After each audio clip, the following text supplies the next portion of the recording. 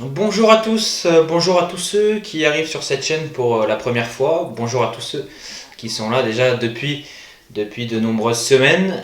Il y a quelques semaines justement, j'avais fait une vidéo sur le cas Valentin Rongier. Alors pas pour parler personnellement de Valentin Rongier, mais pour aborder le sujet de la culture de l'instant, qui est pour moi une maladie de notre beau football. Et aujourd'hui, je pense que c'est le bon moment pour parler de la sœur jumelle de la maladie de la culture de l'instant, qui est pour moi une maladie que j'appellerais la maladie de la comparaison.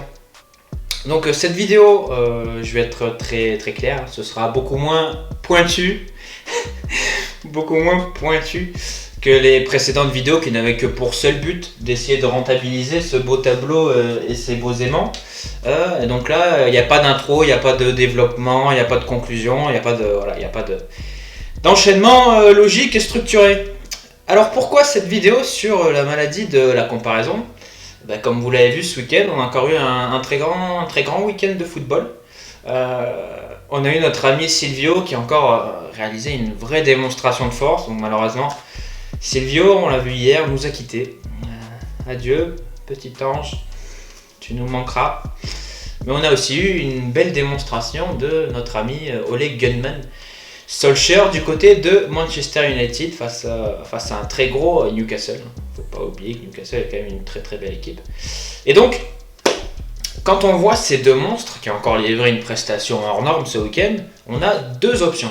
La première option, c'est de voir ce qu'ils essayent de faire, ce qu'ils ont essayé, parce que maintenant c'est du passé avec notre ami Silvio.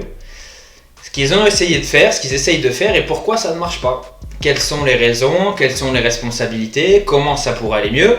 Ça pour moi c'est l'analyse logique qu'on est censé avoir dans ce genre de situation et moi personnellement à mon niveau c'est ce que j'essaye de faire le maximum. Donc ça c'est la première option. Et après il y a une deuxième option qui est pour moi cousine du révisionnisme. On rappelle que le révisionnisme est interdit en France depuis la loi Guesso. Et donc cette vision-là, c'est la comparaison. Et qu'est-ce que la comparaison? C'est traiter un fait d'actualité footballistique en cherchant de suite un point de comparaison pour analyser ça. Et du coup, quand on a eu encore cette belle prestation de Silvinho, quand on est dans ce mode d'observation-là, dans ce mode d'analyse, l'analyse, c'est donc de se dire, de façon très pertinente, ah en fait, c'était pas si mal, hein, Genesio, tout compte fait. Et c'est relativement le même son de cloche avec Solskjaer et Mourinho, où on est dans le cas où on se dit, ah, mais tu vois, hein, c'était peut-être pas Mourinho le problème. Alors, je vous arrête de suite. Le but, c'est pas de nuancer la catastrophe Silvinho et la catastrophe Solskjaer. Loin de là, parce que pour moi, ce sont deux coachs grotesques, mais de critiquer ce mode de pensée. Pourquoi? Très simplement déjà parce que ce soit Mourinho avec Solskjaer ou Genesio avec Silvinho, ce sont deux contextes totalement différents. Donc si on veut comparer quelque chose, il faut comparer deux choses qui sont établies dans un contexte similaire, dans un contexte identique. Or, si on regarde Genesio et si on regarde Silvinho, on voit déjà que Genesio, il avait Fekir en plus, il avait Ndombele en plus, il avait Mendy en plus. Si on regarde Mourinho et Solskjaer, on voit aussi qu'il y a eu de grandes variations au niveau de l'effectif, qu'il y a eu une grande différence aussi au niveau de l'investissement. C'est pas là encore vraiment, je cherche pas à nuancer ce qu'ont réalisé Solskjaer et Silvinho. Juste de dire que ces comparaisons-là, elles n'ont aucun sens. Encore plus si c'est pour essayer de nuancer des échecs qui ont eu lieu par le passé. À savoir que ce n'est pas parce qu'un entraîneur est mauvais ou a de mauvais résultats que l'entraîneur qui était avant lui, qui a eu des mauvais résultats aussi, devient meilleur. Non, c'est juste un entraîneur mauvais qui a succédé à un entraîneur qui a été mauvais. Si pendant un an, vous mangez, vous buvez, je sais pas, ça dépend de quelle école vous êtes, hein, vous mangez ou vous buvez une soupe dégueulasse. Ça, c'est de la soupe aux choux. De la vraie, faite avec mes choux à moi. Une variété de printemps, le bacalan actif.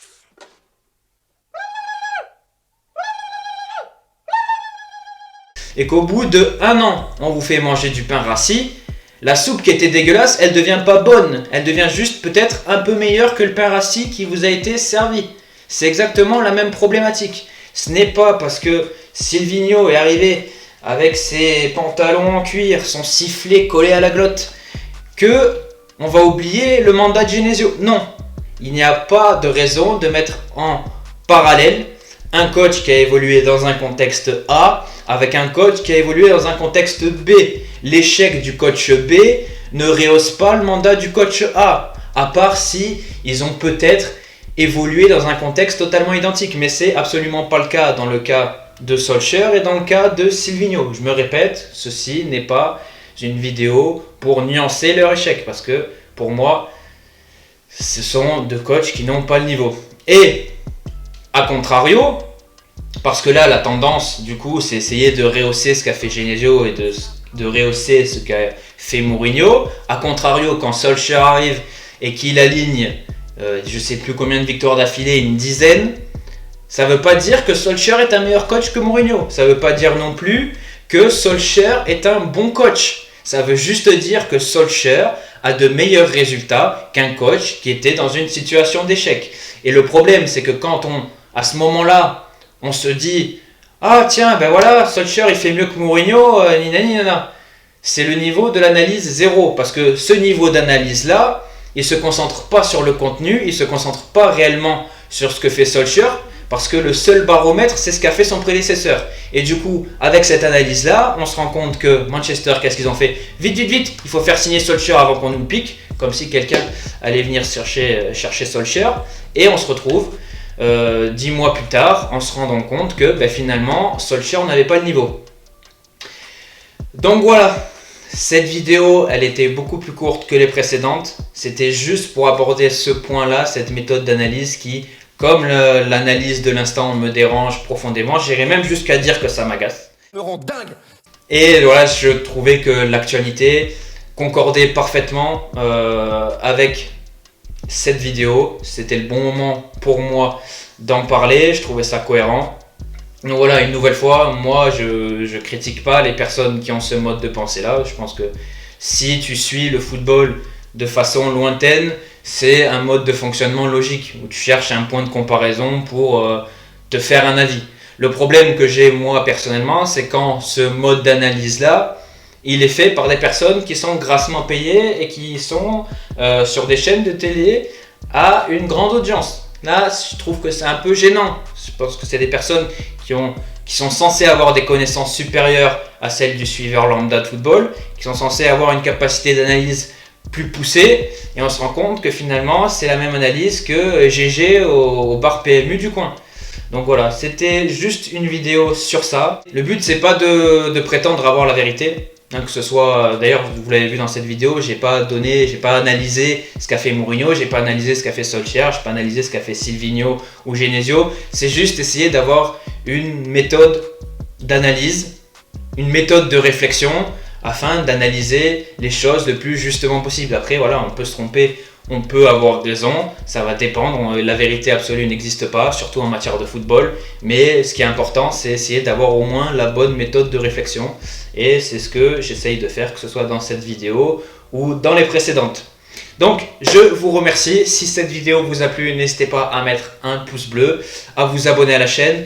Il y aura une nouvelle vidéo jeudi, donc ça arrive très rapidement, un nouveau concept qui j'espère vous plaira, un concept un peu différent de ce que j'ai fait par le passé, et j'espère que vous serez là aussi jeudi. N'hésitez pas à cliquer sur la cloche pour avoir toutes les notifications.